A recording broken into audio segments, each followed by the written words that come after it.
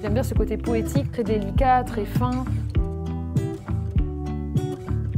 J'ai vraiment eu un gros coup de cœur. J'ai fait une cloche en fleurs séchées et j'ai dit ça y est, c'est ça. Ça, c'est ce que j'aime. Et à partir de ce moment-là, j'ai plus jamais arrêté.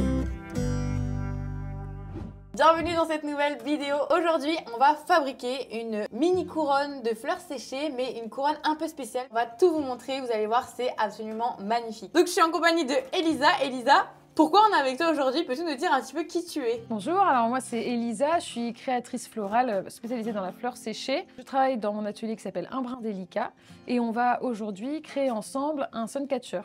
Allez, Attrape-soleil. c'est parti, tu nous montres un petit peu comment on fait. Alors, donc déjà, il faut qu'on crée l'anneau. Ouais, ok, Comme la base. Voilà, c'est ça. Donc c'est ça, on est d'accord hein, qu'on va fabriquer. Oui, hein. c'est ça.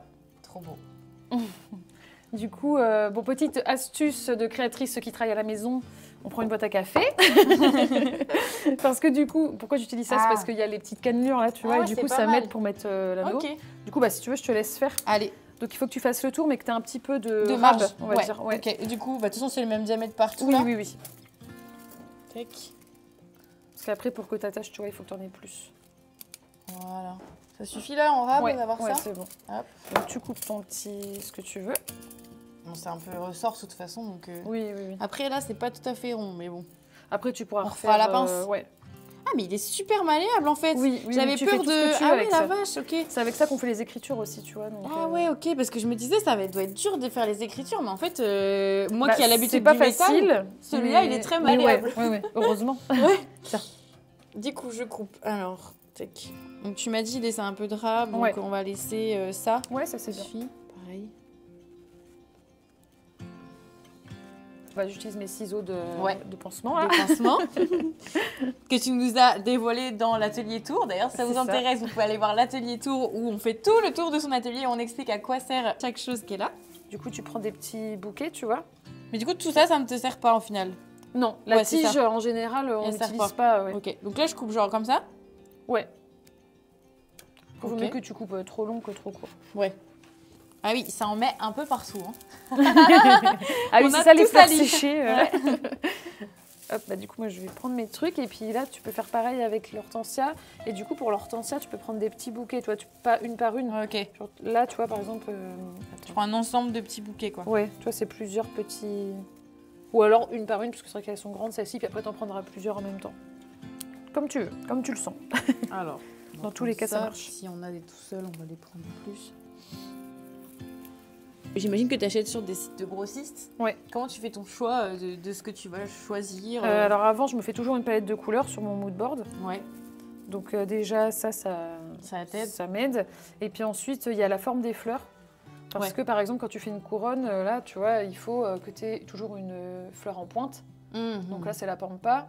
L'agurus et les petits chatons, ça aussi, c'est des fleurs en pointe. Et après, tu as des fleurs qui sont rondes. Ok. Qui vont faire plutôt fournies. Donc là, l'hortensia, c'est pas forcément une fleur ronde, mais l'ensemble fait ça et remplit en fait le reste. Et ça j'imagine que tes études dans le domaine du fleuriste, de fleuriste, ouais, ça t'a aidé. Oui. Ah bah faire les clairement. compositions. Ouais. Et le noir, tu utilises ça aussi pour des couronnes Oui. Et celui-ci, il est plat, alors quand tu l'utilises pour faire des mots, ça fait vraiment un effet un peu comme si c'était une ligne d'écriture, de calligraphie, tu vois. Ah, tu utilises ça parce que du coup, tu peux faire des pleins et tu peux faire des parties plus épaisses et des parties plus fines en fonction de comment tu le tournes. Ah, c'est joli, ça doit être joli.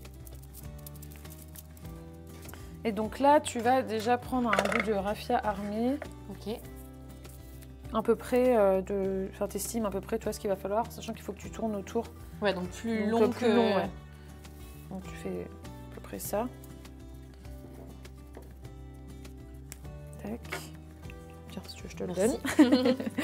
Donc ça, ouais, tu nous as dit, c'est du raffia armé. Donc c'est du raffia, mais avec un fil de fer à l'intérieur. Ouais, c'est ça. Pour que ce soit suffisamment solide pour faire tout le tour et caler les fleurs. Tu peux utiliser plein de choses différentes, mais moi, je préfère travailler avec ça. Après, c'est en fonction des personnes, en fonction de ce que tu es à l'aise, quoi. Ok. Mais moi, j'aime bien travailler avec ça. Puis j'aime bien parce que la couleur est discrète, je trouve. Oui, c'est ça. C'est pas un fil de fer très gros, très... Oui. Tu vois, dans la pampa, par exemple... imaginons que j'oublie un endroit de caché, ça se voit pas non plus, ça attire pas le regard, quoi. Ouais, ok. Bon, après, normalement, j'oublie pas d'endroit, mais bon. Donc tu continues avec ta pampa histoire de bien cacher l'anneau. Et là après tu peux commencer à mettre des fleurs. Donc tu commences par une fleur en pointe, donc ça va être soit ça, soit ça. Ok. Donc là, je sais pas, imaginons, je vais prendre ça, oui voilà. Et ensuite tu dois tourner autour, tu fais un tour. Du coup il faudra tout le temps que tu tournes dans le même sens. Ok. Il y a le chien qui est là. Ah, il y a un petit invité qui est arrivé dans l'atelier. Coucou toi. Coucou les chiens. Bah oui, tu veux participer. Et donc on remet Et donc encore ensuite, une pampa là, aussi. Tu peux remettre ça. Ah ok, l'orange varie. Et là maintenant tu vas pouvoir commencer à mettre de l'hortensia. Donc là, ah non, donc tu là tournes du quand coup même, hein. tu mets ça, mais tu peux même mettre Encore un petit peu d'hortensia en plus. Ok. Hop, et après tu tournes autour des tiges. Et pourquoi tu as choisi cette taille-là C'est tout mignon, je trouve, tout petit comme ça. Bah parce que vu que je voulais faire un attrape-soleil, le principe de l'attrape-soleil c'est que ce soit suspendu au soleil. Et du coup, tu vois, si tu faisais une couronne de 20 cm suspendue, tu vois, ça fait gros quoi. Ouais. Et puis en plus, il y a aussi une question de budget aussi, hein, c'est que si tu fais une couronne de 20 cm fleurie des deux côtés, ça va être quand même plus de matière quoi, de temps ouais. passé. Ouais, c'est ça. Du coup, il faut compter combien pour acheter un petit attrape-soleil comme ça?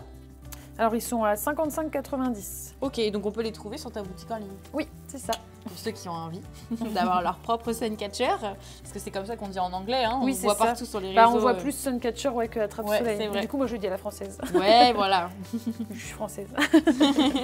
Mais bon, pour les gens, s'ils voient passer les deux, ça veut dire la même chose. Du coup, tes études de fleuriste, elles t'ont quand même bien servi, parce que même si t'es pas partie dans le domaine classique du fleuriste, aujourd'hui, tu penses que ça t'a aidé quand même? Oui. Il y a plein de choses que je saurais pas faire si j'avais pas fait, si j'avais pas fait ces études-là.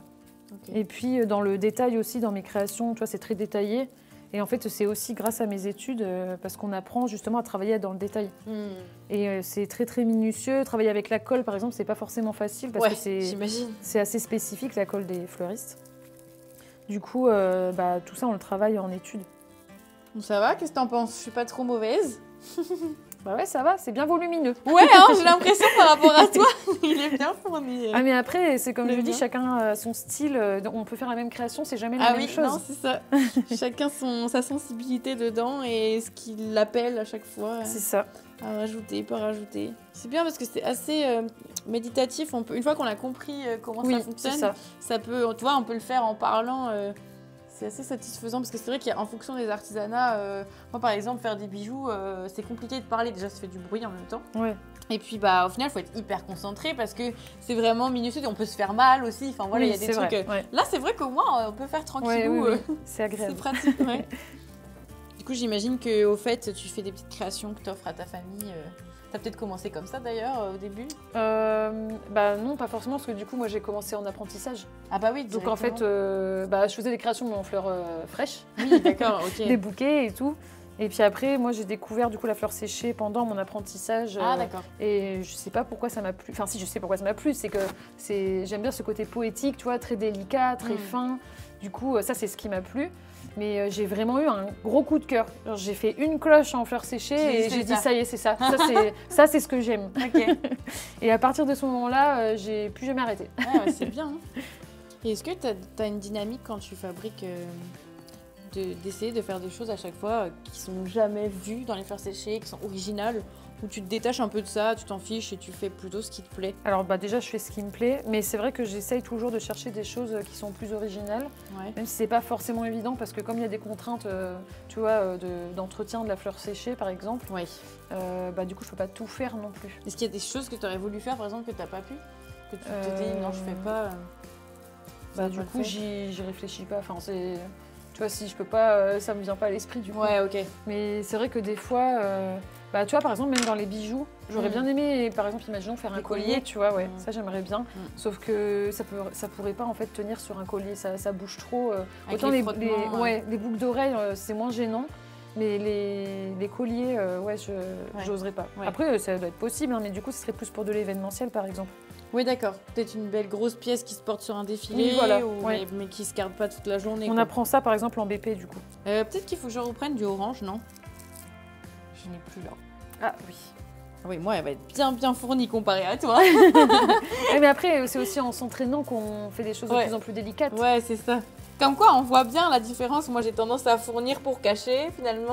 Et toi, t'as l'habitude et du coup, tu sais mettre pas grand-chose, mais en même temps, ça cache, ça cache vient naturellement. Faut s'entraîner.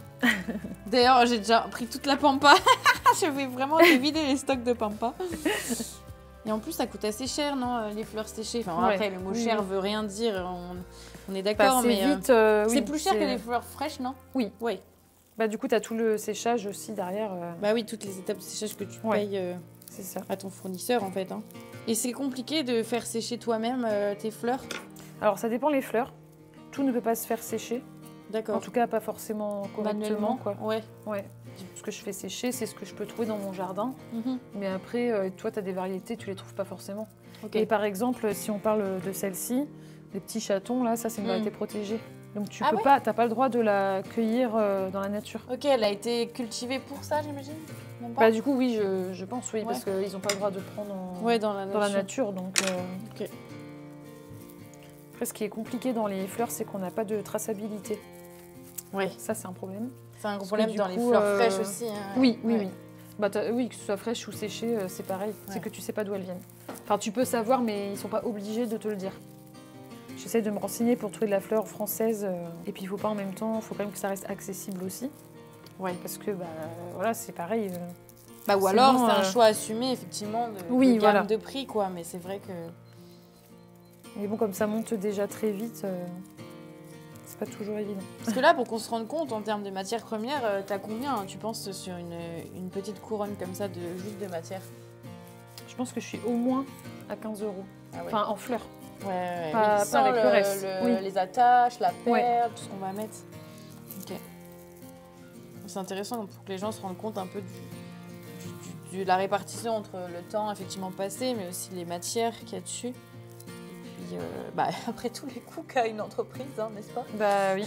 Oui, on se rend pas compte de tout tant qu'on n'en a pas, mais c'est ça. Une fois qu'on est en entreprise, notre vision des choses change un peu. Ce que tu vas faire, c'est que tu vas couper tes tiges. Ouais. Alors pas trop court parce qu'il faut quand même qu'il te reste un petit peu, mais tu vois, genre à peu près comme ça là. Ok, donc comme ça va? Ouais. Hop. Ah merde, j'ai coupé mon raffia avec. C'est pas grave. C'est pas grave. Et du coup, après, on va prendre la ficelle. Donc, tu te coupes un bout. Et tu vas enrouler autour pour faire... En fait, c'est la finition. Pour cacher, pour cacher tes tiges et ton bout de raffia qui est visible. Ok. Donc, Après, il faut faire un petit nœud pour commencer, j'imagine. Alors non, du coup, ce que tu fais... Ça, c'est une technique de fleuriste. Tu laisses dépasser comme ça. Ensuite, là, tu fais autour.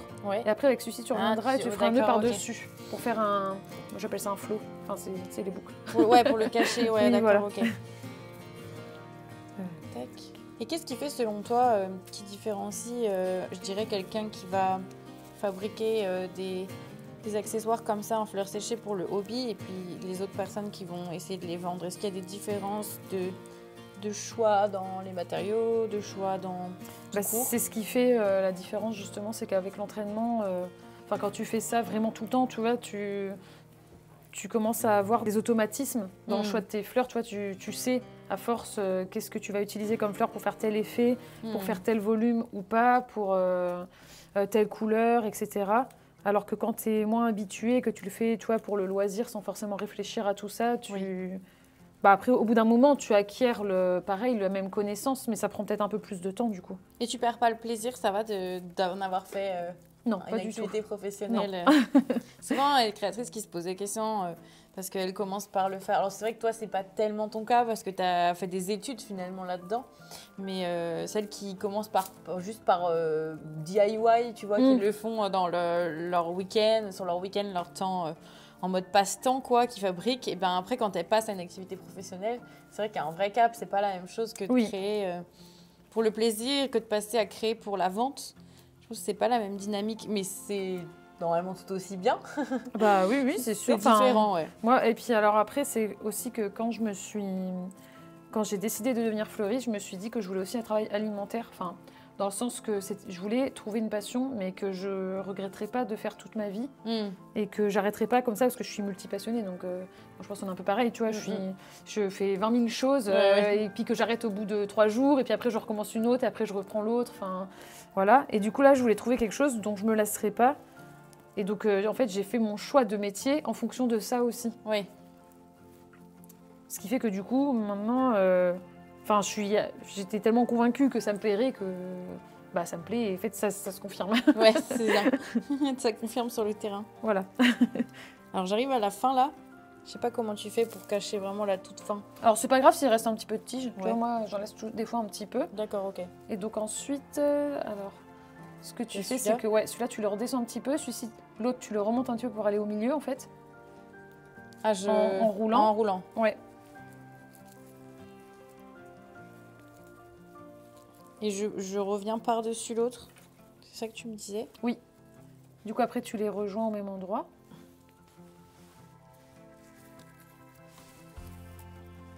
Et après, tu fais un nœud. Et puis, tu fais des boucles, si tu as envie ou pas. C'est pas obligé. D'accord. En fonction de la finition que tu veux. Quelles sont les variétés qui sont les plus faciles à sécher à la maison s'il y en a qui veulent essayer d'en faire par chez eux? Alors, moi, j'aime bien faire sécher l'hortensia. Il y en a beaucoup qui font sécher leur rose. Alors moi, je le fais pas, mais je sais que c'est possible. Après, j'utilise... ce que je fais sécher aussi, en soi, c'est déjà sec. C'est toutes les petites herbes sèches que tu as dans l'herbe. Justement, tu sais, quand tu tombes pas, et tu as plein de petites herbes sèches, ça, tu peux le récolter, c'est déjà sec, en fait. Ok, et ça tient sur des créations? Ouais, ça tient très bien. C'est bon, t'as fini? Ouais. Allez, moi donc aussi, ensuite, tu peux passer aux finitions. Ouais. Donc les finitions, c'est là, tu vas cacher tous les endroits où tu vois tes liens, tu vois, où tu as un peu oublié parce que tu n'étais pas concentré, ou tu vois, parce que ça arrive des fois, hein, tu vois, là, ça m'est arrivé. Voilà. Du coup, là, on va cacher par exemple avec de la pampa.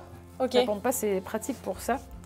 Donc ce que tu fais, alors, c'est que la colle florale, c'est une colle qui doit sécher un peu avant de coller. D'accord. Donc tu la mets, ensuite tu souffles dessus et ensuite tu mets ta pampa dessus. Faut que ça ait un peu séché, quoi. Ouais, c'est ça. Ok.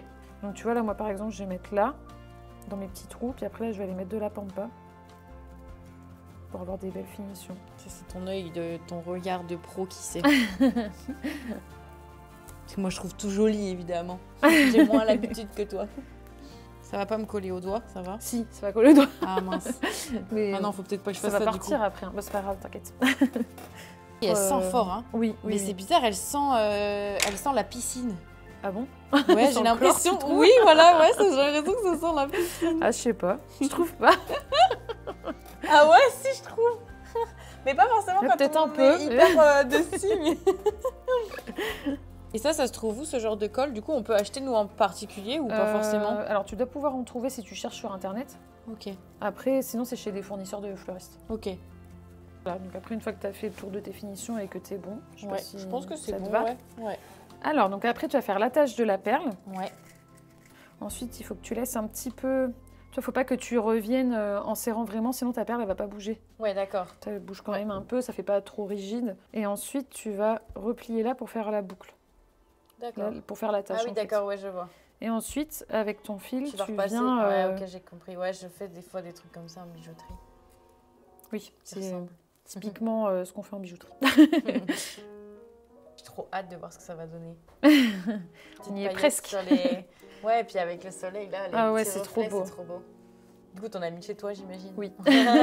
J'en ai même mis dans mes plantes sans forcément que ça soit au soleil, tu vois, mais même juste comme ça, c'est joli. Donc ça, c'est du fil un peu spécial. C'est du fil de rose gold wire wrapping. Je sais pas comment ça se dit. C'est en cuivre. Oui, c'est ça. Ok. De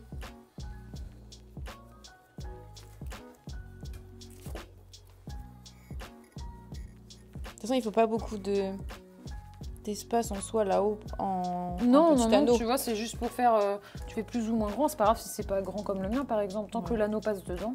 Ok. Donc après, tu coupes tout simplement? Ouais, alors avec la pince coupante, je pense que tu vas galérer. C'est pas évident, hein, ce truc-là. En fait, c'est minutieux. Ouais, le travail des fils... Mais pourtant, j'ai fait de la bijouterie, mais c'est vrai que le travail des fils, c'est pas ce qui est le plus facile pour moi. Ouais. Bah, faut être habitué à comment le fil va bouger. Ouais. Voilà, je pense que c'est bon, non? Ça bouge un peu. Ouais. Voir toi comment ça bouge pas tant que ça. Ah ouais, donc ça va. Ok, bon, allez, on est bon. Alors, donc ensuite, on va faire la chaîne. Alors, donc là, il faut que tu mesures à peu près la taille dont tu vas avoir besoin. En sachant que... Oui, c'est ça, il faut que ça dépasse en haut et... C'est ces anneaux-là qui font les liens, tu vois, entre ta perle et la chaîne, etc. Ouais, ok. Tu vois, c'est en ça aussi que c'est toujours unique, les créations, même quand tu fais la chaîne dans l'artisanat. C'est que du coup, là, ça va peut-être jamais être la même hauteur par rapport à chaque création que je fais, tu vois. Les fleurs vont pas être disposées pareil, ça peut être plus ou moins gros en fonction de comment j'ai travaillé ce jour-là. Ouais, et puis même les couleurs, au final, tu peux avoir plus de rouge ou plus de orange. Ça, c'est du doré, la chaîne, c'est quoi? Du laiton doré Alors celle-ci, elle est plaquée or. Ah oui, parce que j'avais trop du plaqué or, alors j'ai pris du plaqué or. Ok, trop bien. Et sinon, en général, c'est du laiton. Ouais. Et là, tu as des idées de nouveaux produits que tu vas faire bientôt? Là, je viens de sortir la trappe soleil, alors maintenant, il faut que je réfléchisse à des nouveautés, ouais. Mais j'ai pas encore... J'étudie la chose, mais j'ai pas encore trouvé. À voir en fonction du thème de la prochaine collection aussi. Ouais, ce qui Parce t'inspire. que là, par exemple, l'idée de la trappe soleil, je l'ai eue parce que ma collection, c'était lever de soleil. Oui. Et c'est en faisant mes recherches que j'ai trouvé ça, en fait. Et ben je sais pas, tu conseilles quoi, 5 cm, quelque chose comme ça là que tu fais? Ouais, moi je fais ça. Après, si tu sais déjà où tu veux le mettre, tu peux prendre plus. Non, je sais pas du tout, c'est pour ça. On va faire comme toi, hein. Je vais prendre à peu près ça. Voilà, du coup après tu peux remettre un petit anneau comme ça. Ok. Et dedans tu vas mettre ton attache qui est là. T'as déjà fait des ateliers où t'apprends aux gens à faire? Non, mais j'aimerais bien. Ah ouais? Mais pour ça, il faudrait que je refasse l'atelier du coup correctement pour pouvoir accueillir les gens chez moi. Ok. Qu'est-ce que tu voudrais faire en plus? Je voudrais isoler. Ah oui. Et puis le problème c'est que l'escalier, tu vois, c'est pas forcément sécuritaire, donc faudrait refaire ça correctement, quoi.